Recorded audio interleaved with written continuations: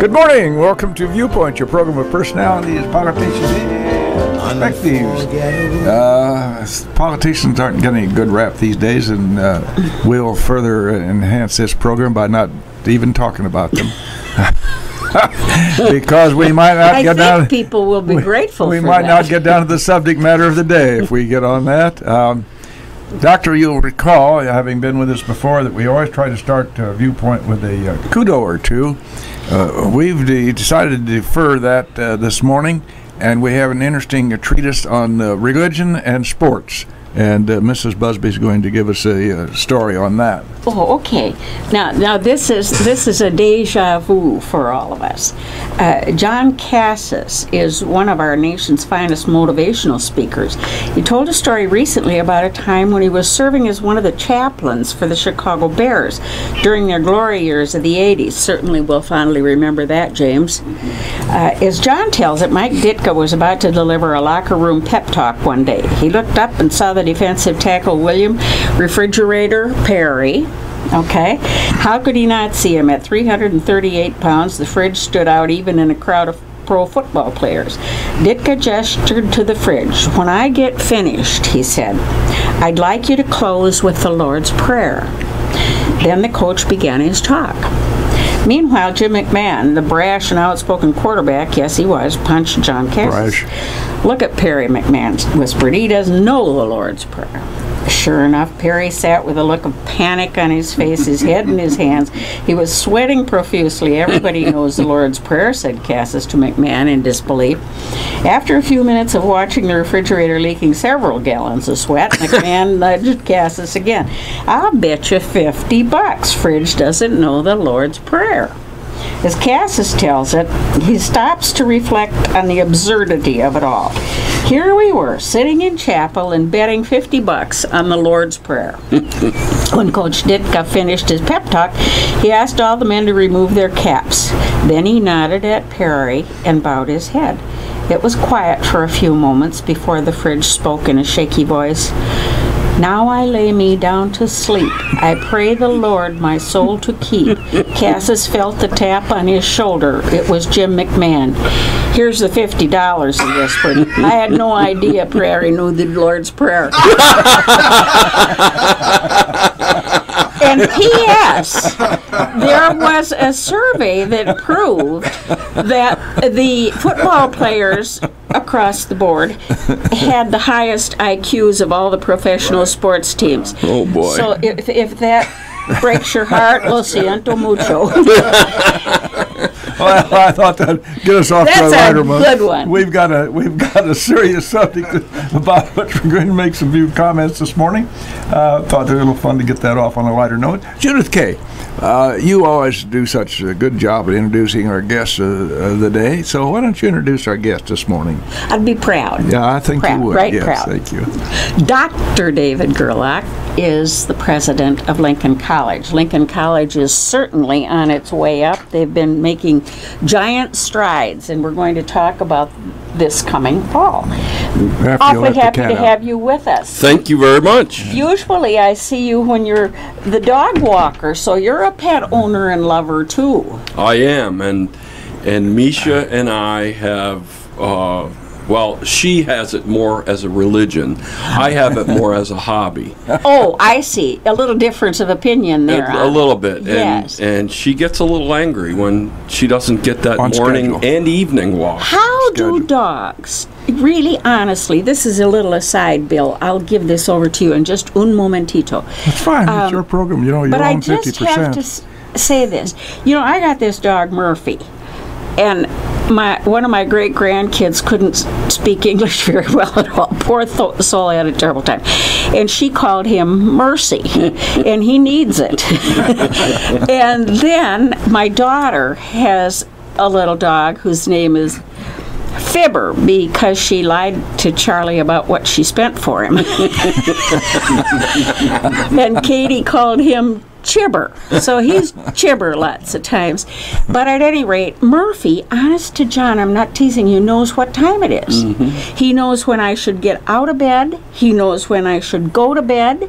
He knows when he should have what we call his cigar, which is his little rawhide thing. He knows when he should have a treat. He knows when Bill comes over and that he doesn't want Bill to leave without him because he prefers being over at Gossett's.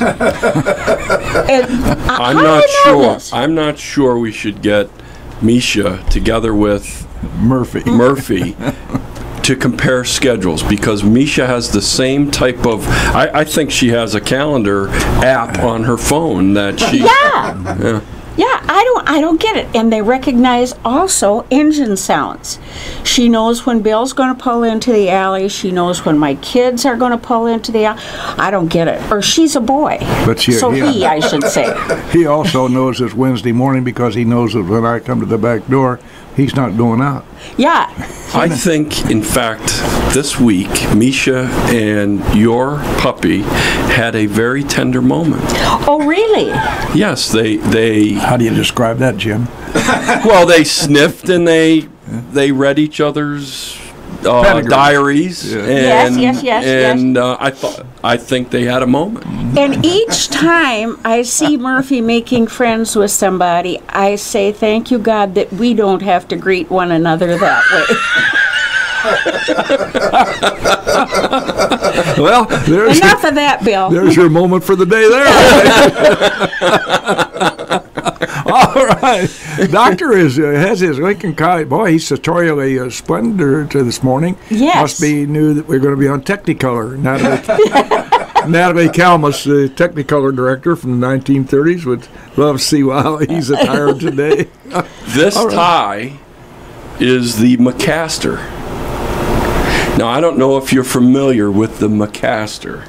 Are you familiar with the McCaster? I'm trying to think. I think I've heard that word. Well, we honored one of our alums at Alumni Weekend. He received the Alumni Achievement Award, and he is about 6'5". He's a police officer in the L.A. area. Wow. Passed on some worries over this latest shooting out there, and he walked in to receive the Alumni Achievement Award. And I said, Kevin, that tie is gorgeous. And all night long, he gave a wonderful speech, but all night long I kept chirping him about his beautiful tie. At the end of the event, he comes running over to my car, whips off the tie, and hands it to me. So this is the McCaster. Oh, that has special significance. Kevin McCaster is the police officer in the LA area, and so I call this my McCaster. Well, that's good pretty. For you. I'll tell you, it's pretty neat that he did that. You know, there's kind of a little extra thread there. Well, do you want to agree with us that blue lives matter? Blue lives do matter, absolutely. Oh yeah, absolutely. Oh, I'm so sick of the others. Well, get on to the subject, Bill. Lincoln College, historical educational institute here in Lincoln-Logan County. Over 100 years old. 150. 150, yeah, that's right, 150. Thank you, sir. I wasn't there then, Judith. Came along much later. But we're used to that being, in more recent years, a 2-year institution, quiet little place up there, educated a lot of folks who, some of whom didn't have the opportunity to go any further than the 2 years that it afforded them, and they became teachers then, in those long ago innocent days. And Lincoln College has been a vitally important part of our community, economically and from a social standpoint. Now we've Doctor's just got his first year under his belt now. And Lincoln College has got some grand plans. Dr. Gerlach has some grand plans for us. Let's just kind of give it an overview of how you see Lincoln College 5 years from now, Dave. Okay. Well, it has been a very busy year, and we brought down to the Lincoln campus for this fall 3 bachelor's degrees. From the normal campus down to the Lincoln campus, ones that we had already been teaching up there. Mm-hmm. Business management, sports management, and sports management, and Criminal justice. Criminal justice, yeah, right. And then we got approval for our radio, TV, and new media degree from the Higher Learning Commission. That gives us 6 bachelor's degrees. We have 5 in the hopper, working through the approval stages that should go to the Higher Learning Commission this fall. That'll give us 5 and 6 is 11. So we are excited about this transformation. We announced this fall that we're moving to 4-year athletics so that these first-year students that are coming here in August will be able to play for 4 years. And so here's the result of this short work. We did a lot of marketing, we did a lot of advertising, we traveled to more places, we've got the message out, people have seen the billboards, I'm sure, maybe the TV commercials. We have a chance, and I think it's an outside chance this year, but we have a chance of achieving the highest first-year student enrollment the college has ever had. We have a chance, and I think it's a really good chance, that we will have the highest returning student enrollment. That's good. And we have a chance, and I think it's a good chance, to have the highest number of full-time students on the Lincoln campus ever. And so we'll have somewhere north of 700 full-time students on the Lincoln campus. We're going to be packed in the residence halls. We're going to, we already have a handful of students. We have 40 student leaders on campus right now and 40 students who came early for a bridge program to give them a little extra preparation. And so folks in the community are probably already seeing our students. So 5 years from now, we'll have 3 master's degrees, I'm surmising. We'll have 20 baccalaureate degrees. We will be now fully established into a league, into probably the NAIA Athletic Conference.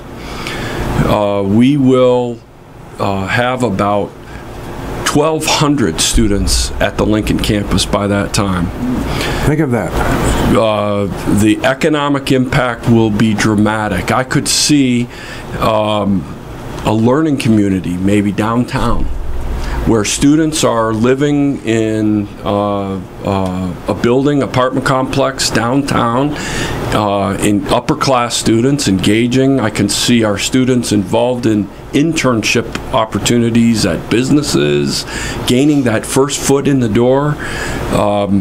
So this will dramatically transform the community. I could see them having 3 nights a week at David Lanterman's Bean Sprouts, which is opening next to By the Beans, where they're going to have live music. I could see our students performing there 3 nights a week and just adding to the cultural element of our community. So I think in 5 years things will be dramatically different. Are you ready at this point to say in what fields the 3 master's degrees will be? One will certainly be in business. MBA? Some sort of business. Might be an MBA, but it might be a different flavor of a business master's degree. Maybe one in social work at that point. MSW? Yep. And I mean, it'll depend on the approval process of these baccalaureates that we have moving forward. Who's the approval body? Is it the state of Illinois? It is the Higher Learning Commission, which is the accrediting body. Each college in the United States that receives federal funding, financial aid, federal financial aid, has an approval process that goes through an accrediting body.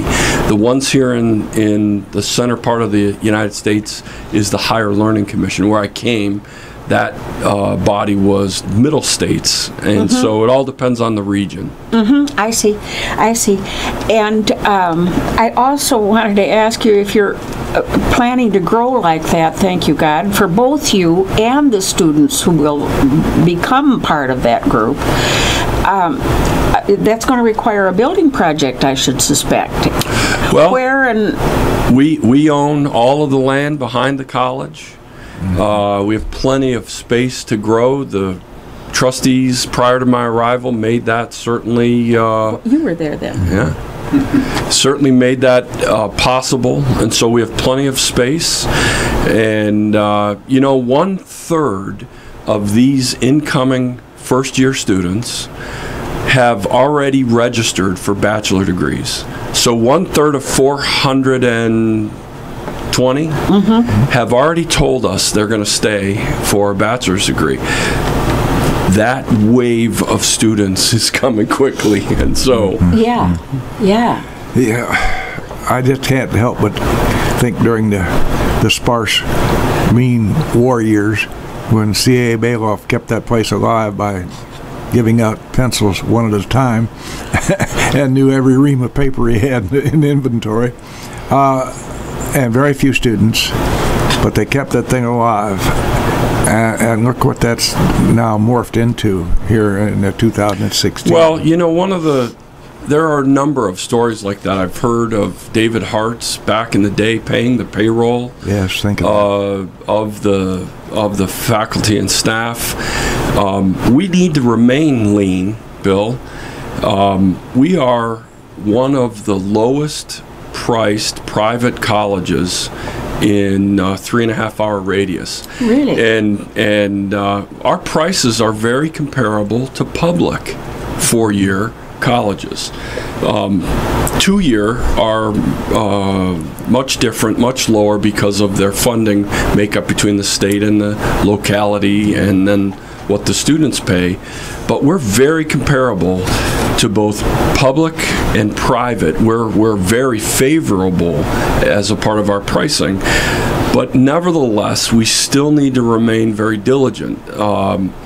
The college has to make this transition to grow, because we need to have a better, stronger, more predictable revenue stream. So 4-year students, instead of recruiting one student that departs in 2 years, you recruit a student that stays 4. It lessens that pressure.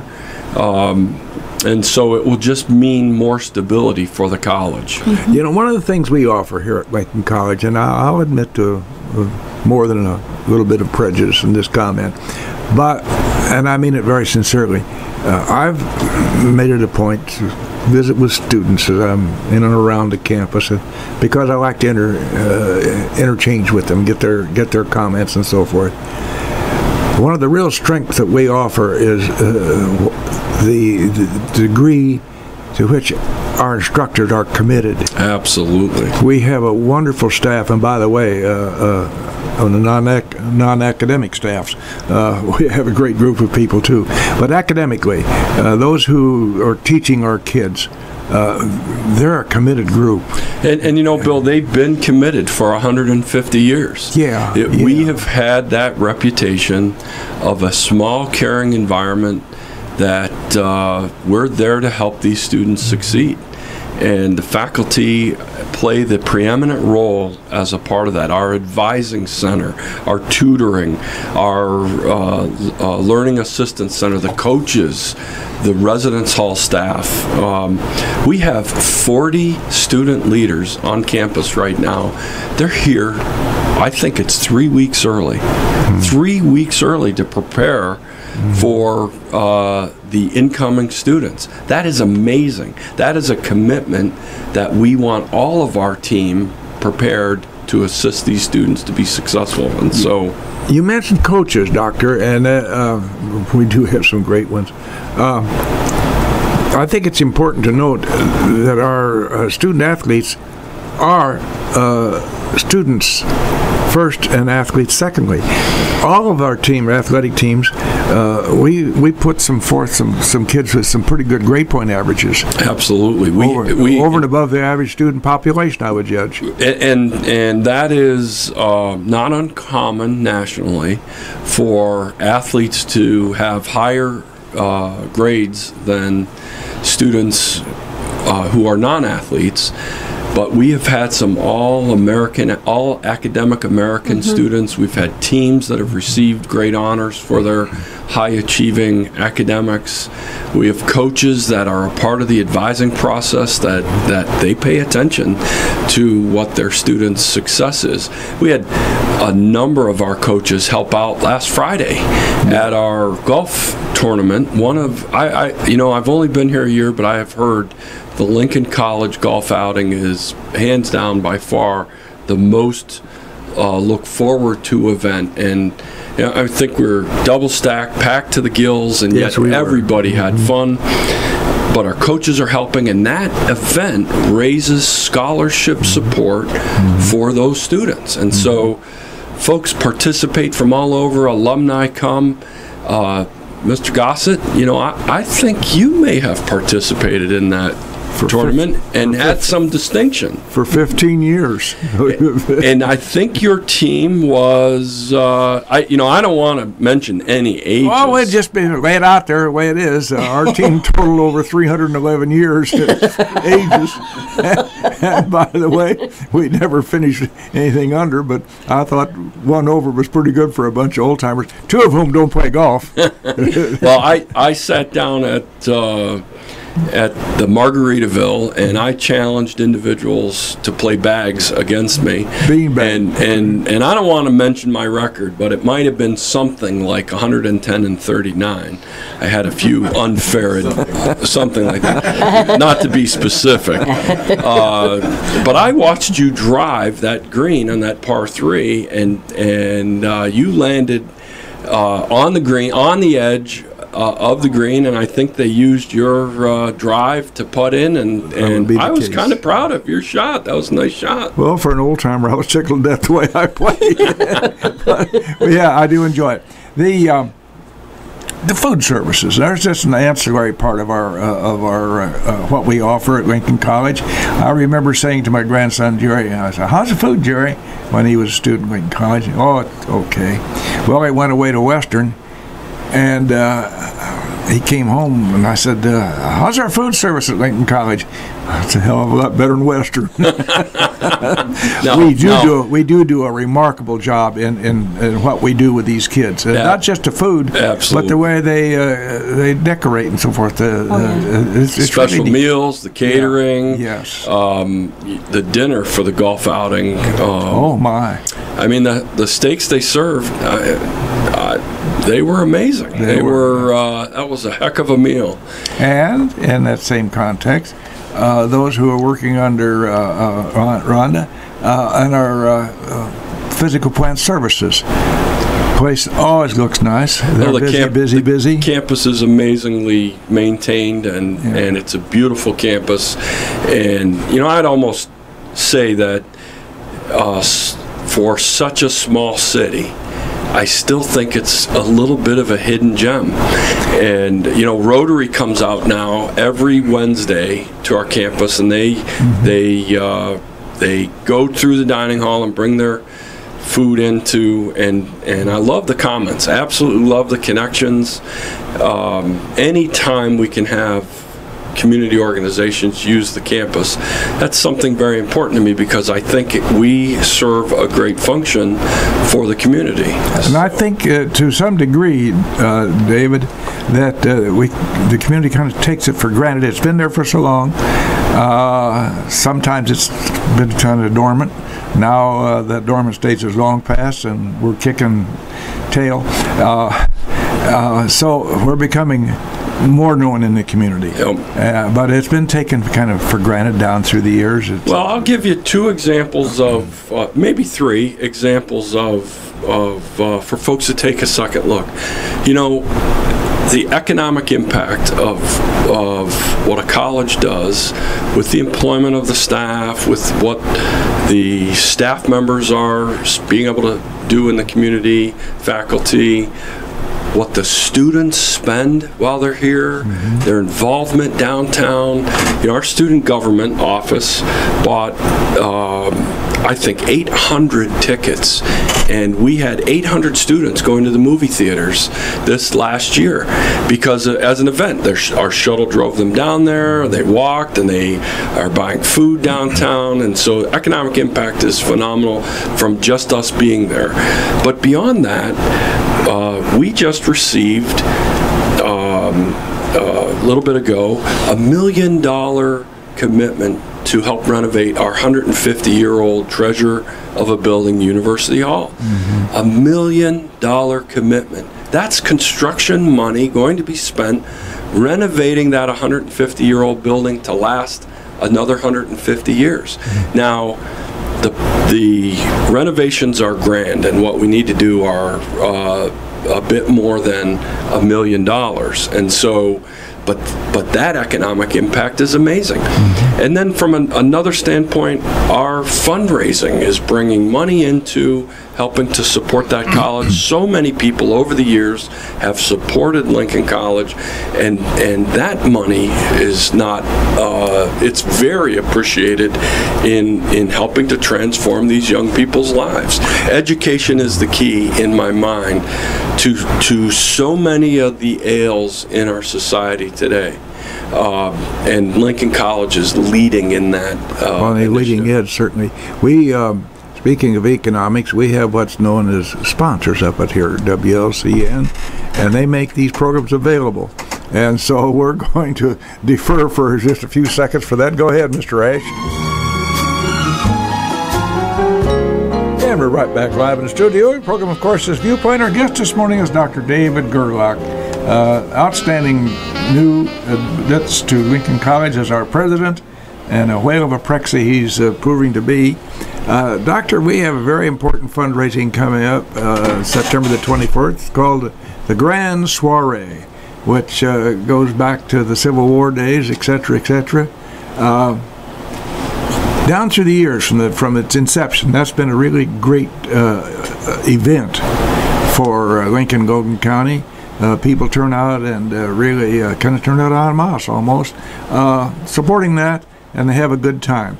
They get outstanding food. Boy, do they get good food! And it's the way that the gym is decorated, it transforms it into something just magnificent. So let's just take a little. Put that down on your calendar, folks. September 24th. But let's think about getting your tickets in and get your reservations in a little bit early. I would even say one other thing. You know, I've been here a year, and I have been introduced to a number of individuals who have never yet gone into the new museum. Yes. And it's been in operation for 2 years. And this Grand Soiree, all the proceeds goes to support the museum. And we took my former boss and his wife, who were here last weekend, through the museum, and they were just so impressed. I think they liked it more than some of the other Lincoln sites that we took them to. My my past assistant of 17 years, Ann Williams, and her husband are here for the balance of this week, and we're going to go catch a Cardinal game on Friday, and we're going to go to the Logan County Fair on Saturday, including the concert Saturday night. But they absolutely loved our museum, and so $7 is what it costs to go through our museum. And it'll take about 90 minutes, and you will be so impressed, and it will be something that everybody in the community should purpose themselves to do.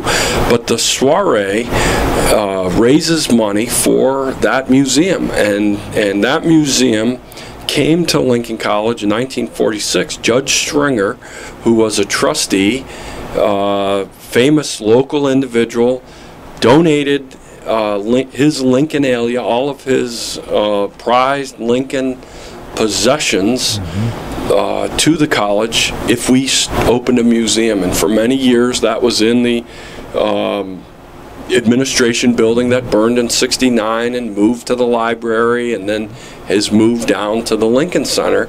And so I would encourage all the listeners to go both to the museum and consider coming to the soiree.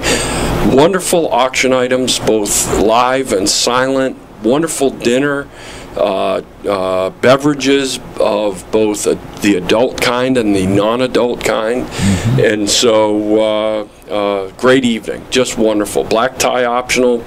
Even I look good, Bill. Yeah, I noted that the first time I saw you, black tie. Well, he cleans up pretty well. It is a fun evening, and so September 24th is mark that on your calendar, folks. You'll be glad you made that extra effort. By the way, in the process of helping the museum, I had people come through there, and I've heard the comment, "Well, this is even better than the Presidential Museum down Springfield."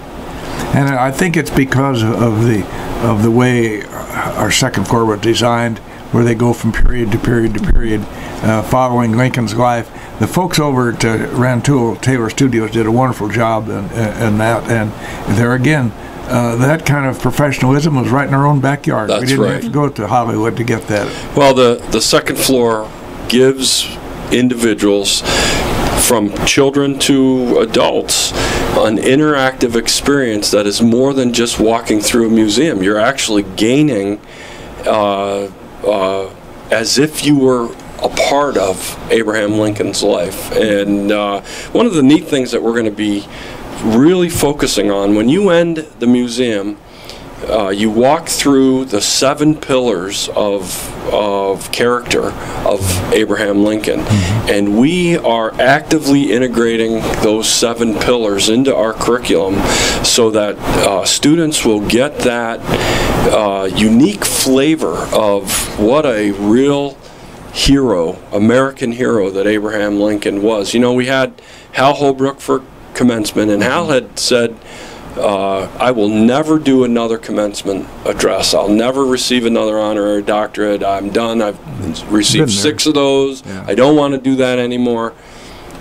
But when he was asked about Lincoln College, he said that there is no greater American hero than Abraham Lincoln. And he said yes at 92 years old. And so I agree. Abraham Lincoln, I think, arguably is one of the greatest American heroes that we have to look up to. And integrating his character into our curriculum is a natural fit for Lincoln College. Wish that the people in Illinois who are in positions of power could learn the 7 pillars of his virtues. Well, maybe I could charge them double to go through the museum. She reminds me of Perry Como's song, "Dream Along with Me." Yes, amen and amen. Yeah, I suppose poor Abraham is twirling in his grave when he looks at us today. It is a interesting situation, and the Illinois budget concerns created an additional level of stress for me and my staff. There's no question about that. Did you write a thank you note to Michael Madigan when he said to the boys, "Okay, we'll go to work. We'll have to go to work today, and we have to do something, I suppose." Well, I would might go on a fool's errand if I didn't thank them all for their great support of Lincoln College and appreciate all of their hard work, be it on the one side of the aisle and the other side. You sound like a politician. Didn't I Bill tried to bait me with a comment about Western and a comment about the Illinois Museum, Abraham Lincoln Museum. I can't get involved in that. I have to be somewhat nonpartisan. Say, let's talk about. Excuse me, you got your hand up. You go ahead. I can, because I'm not running for or from anything. I'm just a plain person. I want to hit on our communications degree. That's a good. We just was recently approved of that, and we've got a great director there, and John Malone, who soon, hopefully, will get his doctorate. He has to work on his dissertation. I think other than that, he's done. Yep. Now you know a little bit about that dissertation. How long does it take to put a dissertation together, Dave? Well, maybe some sharper people moved through it faster than I did, but my doctorate, while working full time, it was a heck of a process. Sure. And John is an outstanding leader of our radio, TV, new media degree, and I'm excited about having our new faculty for the TV side.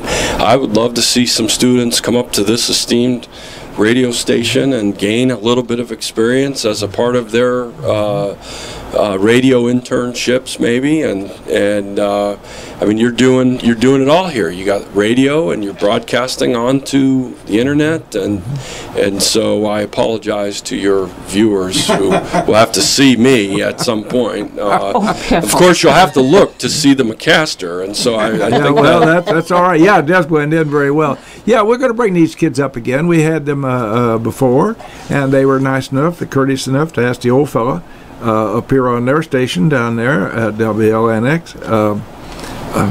By the way, that's so close to 96. 963 is us. Yeah, 963, but it's 98.6. Yeah, I should know that. That's what it is, I'm sure. Yeah. Anyway, it's a great, because today's of communication. In the old days, we used to listen to Quinn Ryan at WGN, and that was about it. So, in today's world of communication, turning kids out at the ground level with an opportunity to get a master's degree in that's a big thing. Yeah. Well, I challenged our academic affairs office that I want Lincoln College to hold true to its liberal arts roots, but I wanted pragmatic degrees that led students to jobs.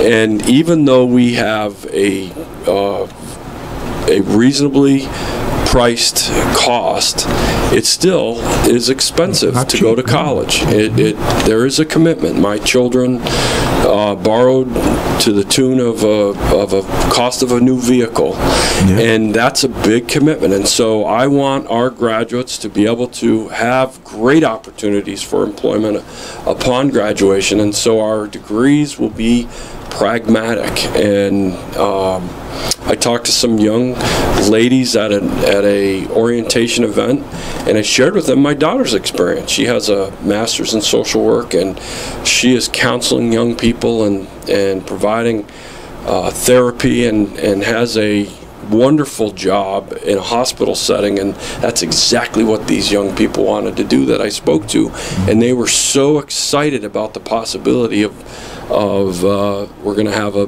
bachelor's of social work that will eventually lead to a master's of social work, and it's exciting to see the students' eyes where they're in the right environment, and be it students who are broadcasting our baseball games or participating in criminal justice seminars. That excitement is absolutely wonderful. Oh, it's going to be wonderful for the people here.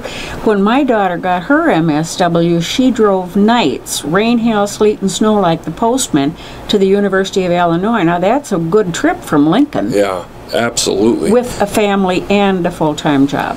Well, back to Bill, I want to task you with maybe an assignment. I read, I believe, or was told that Lincoln College has a distinction of we broadcast the first high school basketball game in Davison Sheffer Gymnasium, national broadcast of a high school basketball on the radio. Do you have any knowledge about that? No, I'm drawing a big blank in the 20s. I think could that be possible? Yes, it was electronically possible. I mean, those are the days of the old radio vacuum tubes and all that. But I can see, well, it's possible, and I don't know that we might. You see, WBBM, the Chicago radio station, started here in Lincoln, Illinois. On Park Place. That was called right on Park Place. And the Atlas brothers, Les and I've forgotten his brother's name, Les Atlas, and they've started WBBM. That was We Broadcast Better Music. WBBM. That's how that started. And of course, that's a major station in Chicago now, and has been for years and years. It's conceivable that the event to which you allude might have been mixed up with the Atlas brothers. I'll have to get Wikipedia out, and we'll have to look into that. It's not true that I was there then. Well, I heard that you were one of the stars. No, I'm kidding.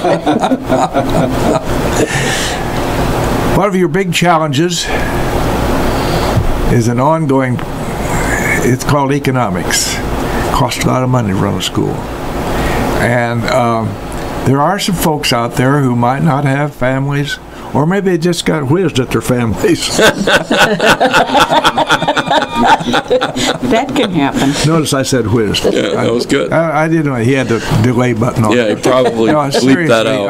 I don't want to be facetious about this subject, because there are seriously some folks out there who are hopefully in a nice position economically and don't really have any family, may have a particular charity, but I'd just like to remind them that they could talk to their lawyer or their financial planner and work Lincoln College into their legacy very nicely. Well, certainly those types of support have come in the past, and I would hope people would see the value of what this jewel is providing for the local community, and I think that's only going to be shined up as time goes on. But there, in my mind, there's not many other charitable organizations that are as worthy as education and giving young people opportunities to transform their entire future. And so leave a legacy, be it $5 or $500 million. $5 million? How much did you want to give, Bill? 38 cents. And on that note, we'll close Viewpoint. We always try to close with a quotation that's hopefully pertinent to the subject matter of the day. And I found one that written by Aristotle. Now, that's not the Aristotle you would think about. This was Aaron Aristotle, class of 1918. Oh, I see. With the reminder to the folks that keep in mind on what Dr. Gerlach just said about helpful in Lincoln College here. Aristotle seriously said, education is the best provision for life's journey. Very simple, very direct. Thank you, Dr. David Gerlach. Thank you.